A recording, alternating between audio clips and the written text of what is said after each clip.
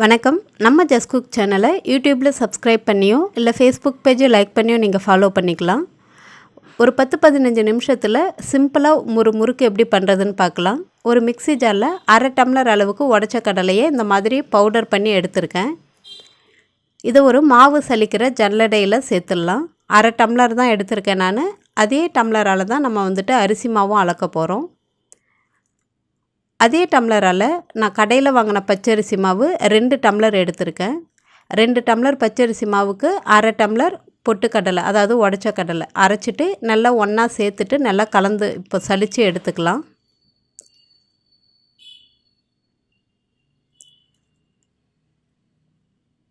இப்போது மாவு எல்லாமே நல்லா ஒன்றா கலந்து சலிச்சாச்சு. இதில் கொஞ்சமாக பெருங்காயத்தூள் சேர்த்துக்கிறேன். கொஞ்சமாக உப்பு சேர்த்துக்கலாம். வாசனைக்காக நான் கருப்பு எள்ளு சேர்த்துருக்கேன். எனக்கு முறுக்கில் கருப்பு எள்ளு சேர்த்தா பிடிக்கும். உங்களுக்கு ஓமம் அப்படி இல்லைன்னா ஜீரகம் தேவைப்பட்டாலும் சேர்த்துக்கலாம். இப்போது முறுக்கு சுடுறதுக்காக ஒரு பக்கம் எண்ணெயை நான் சிம்மரில் வச்சுருக்கேன். அந்த வெதுவெதுப்பான எண்ணெயை ஒரு கரண்டி சேர்த்துட்டு நீங்கள் கரண்டியால் நல்லா கிளறி விடுங்க. நான் சேஃபாக தான் கையாலேயே ஓரங்களில் மட்டும் அப்படியே கிளறி விடுறேன். எண்ணெய் ஆறுனதும் தான் நல்லா கை போட்டு நல்லா பிசைய போகிறேன். அந்த மாதிரி நீங்கள் கரண்டியால் கிளறி விட்டுட்டு அதுக்கு பிறகு நல்லா கையால் பிசைஞ்சு விடுங்க.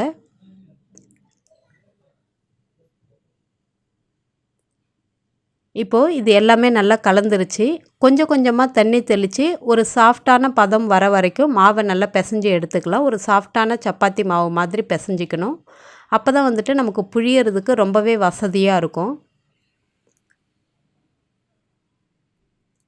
நம்ம முறுக்கு அச்சு என்ன சைஸில் இருக்கோ அதுக்கு தகுந்த மாதிரி இந்த மாதிரி மாவை பிசைஞ்சிட்டு ரோல் பண்ணி இந்த மாதிரி ரெடி பண்ணி வச்சுக்கோங்க. ஒவ்வொரு டைமும் நம்ம முறுக்கு அச்சில் மாவு ஃபில் பண்ணும்போது ஒரு முறை நல்லா பிசைஞ்சிட்டு பண்ணினீங்க அப்படின்னா ரஃப்பாக இல்லாமல் இருக்கும். மாவு பிழியறதுக்கும் நல்லா வசதியாக இருக்கும். இப்போ இந்த முறுக்கு படியில் நான் கொஞ்சமாக எண்ணெயை தடவிட்டு அதுக்கு பிறகு நம்ம எடுத்து வச்சுருக்கிற மாவை அதில் போட்டு நல்லா அழுத்தமாக நல்லா ஃபில் பண்ணி வச்சுக்கலாம். அப்போ தான் ஏர் பபிள்ஸ் இல்லாமல் இருக்கும். ஏர் பபிள்ஸ் இருந்துச்சு அப்படின்னா நம்ம முறுக்கு சுடும்போதே முறுக்கு கட் ஆகிடும். நான் எண்ணெய் சேர்த்துருக்கேன். நீங்கள் பட்டர் இருந்தாலும் ஒரு 1/2 டீஸ்பூன் அளவுக்கு சேர்த்துக்கலாம்.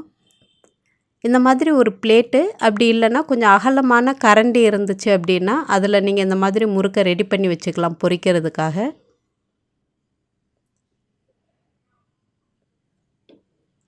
இப்போது முறுக்கு பிழிஞ்சாச்சு. எண்ணெயும் இங்கே சூடாயிட்ருக்கு.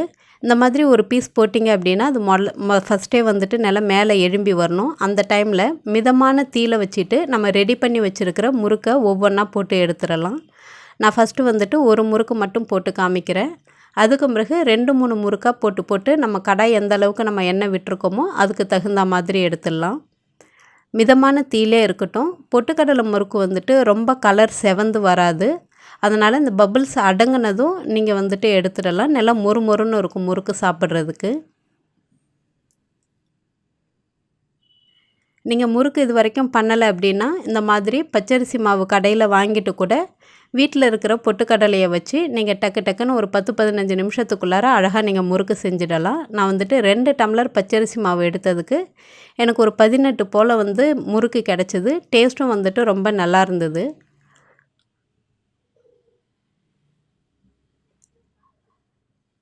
இப்போ பாருங்கள், முறுக்கு சூப்பராக தயாராகிடுச்சு. நீங்களும் இந்த தீபாவளிக்கு முறுக்கை ட்ரை பண்ணி பார்த்துட்டு எப்படி இருந்துச்சுன்னு சொல்லுங்கள். எல்லோருக்கும் தீபாவளி நல்வாழ்த்துக்கள். நன்றி, வணக்கம்.